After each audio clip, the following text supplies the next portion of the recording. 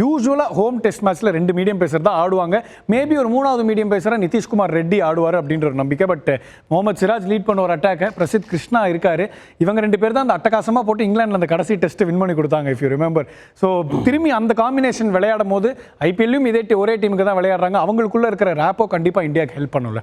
அதே அப்சல்யூட்லி. முலான்பூரில் கொஞ்சம் வந்து பவுன்ஸ் இருக்குன்னு நினைக்கிறேன் Ashwath. It's going to be little கொஞ்சம் அந்த ஃபாஸ்ட் பாலர்ஸும் என்ஜாய் பண்ணக்கூடிய ஒரு விக்கெட்டாக இருக்கலாம். நான் சொல்கிறது ஒரு டிப்பிக்கல் இந்தியன் விக்கெட்டாக இல்லாமல் ஒரு கொஞ்சம் அந்த ஃபாஸ்ட் பாலர்ஸ்க்கு இனிஷியலாக அந்த த்ரஸ்ட் கொடுக்கக்கூடிய ஒரு விக்கெட்டாக இருக்கலாம். நீ சொன்ன மாதிரி சிராஜ் பிரசித் கிருஷ்ணா ஒரு காம்போ நல்லா இது பண்ணியிருக்காங்க. 2 பேருமே டிஃப்ரெண்ட் டைப் ஆஃப் பாலர்ஸ். அதனால தான் நான் அதை என்ஜாய் பண்ணுவேன் அந்த காம்பினேஷன். இவர் more of hit the deck bowler Prasidh Krishna, Siraj more of அந்த ரிலீஸ் பவுலர் அப்படின்றத நம்ம பார்த்துருக்கோம். இன்னொன்று, நீ இப்போ நிதிஷ்குமார் சொன்ன I may be tempted to go with Gurnoor Brar. Actually நீங்கள் பார்த்தீங்கன்னா, ஏன்னா நிதிஷ்குமார் நீங்கள் ஆல்ரெடி பார்த்துட்டீங்க.